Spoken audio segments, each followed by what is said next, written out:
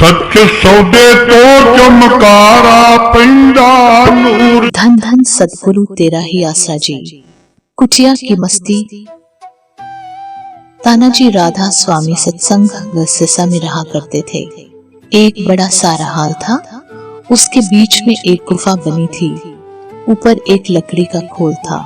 मस्ताना जी उस गुफा में बैठ जाते। प्रेमी रात को आते और आकर चारों तरफ बैठ जाते हैं। उनको हुक्म ये था कि कराहटे नहीं मारने और नींद नहीं लेनी। सूरज छिपने के साथ ही प्रेमी आने शुरू हो जाते और तकरीबन 9 बजे तक सब पहुंच जाते हैं। किसी को बोलने की आज्ञा नहीं थी। चुपचाप जाकर भजन पर बैठ जाते। अगर किसी की आवाज आती या किसी को जरा सी नींद आ जाती तो उसे तुरंत बाहर निकाल दिया जाता था। बिस्तर समेटो तथा सिर के ऊपर उठाओ और जाओ। कोई लिहाज नहीं होती थी। पूज्य मस्ताना जी रात को 10 या 11 बजे गुफा से बाहर निकलते और फिर चाय पीते। फिर मजलिस शुरू हो जाती। सदगुरु का जस और भजन सिमरन की चर्चा चलती रहती। पूज्य मैनेजर साहिब जी से वचन पढ़वाए जाते। कभी भजन सिमरन पे बैठा देते तो कभी सबको खड़ा कर देते। रात को 300 बजे रोटी बनी शुरू होती। सबको एक एक रोटी देते। 1 घंटे आराम करने को कहते। कोई गुराटे मारता तो कुटिया से बाहर निकाल देते। डरते डरते 1 घंटा सोते।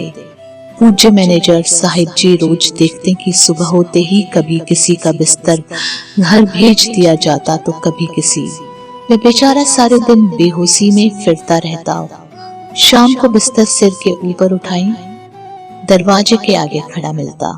पूज्य मस्ताना जी जब उसकी तरफ को देखते तो उसे अंदर बुला लेते।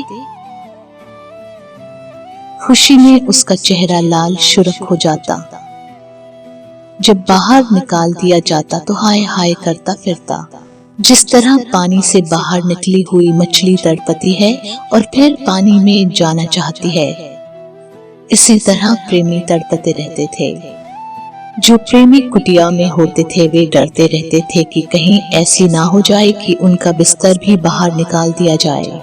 एक बार महात्मा नियामत राम लाला खुशी राम जी का बिस्तर बाहर निकाल दिया गया और कहा कि तुम घर जाकर भजन करो।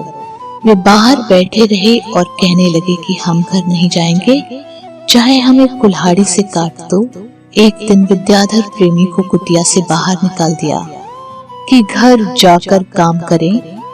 वह जाकर एक अंधेरी कोठरी में बंद हो गया और बाहर ही नहीं निकला और कहने लगा कि मुझे दोबारा कुटिया में भेजने का प्रबंध करो, नहीं तो मैं इसी तरह प्राण त्याग दूंगा।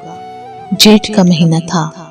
गर्मी बहुत पड़ती। वे 3 दिन तक बिना कुछ खाए पिए ही अंदर पड़ा रहा। आखिर घर वाले उसको कुटिया में छोड़ा आए। पूज्य मैनेजर साहिब जी बताया करते थे कि रात को जगाने का इंतजाम करने के लिए कई बार मस्ताना जी करमचंद सेवादार जो दरी खेस देने में कंजूसी करता था, उसको पास बुला लेते और अपने साथ चाय पिलाते हैं।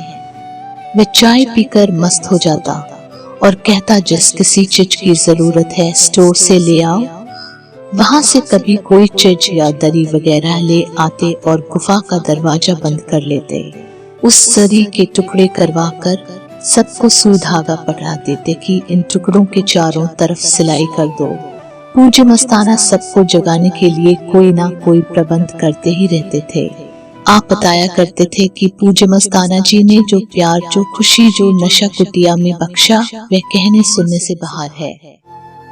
सच सौदे तो चमकारा पैंदा नूर।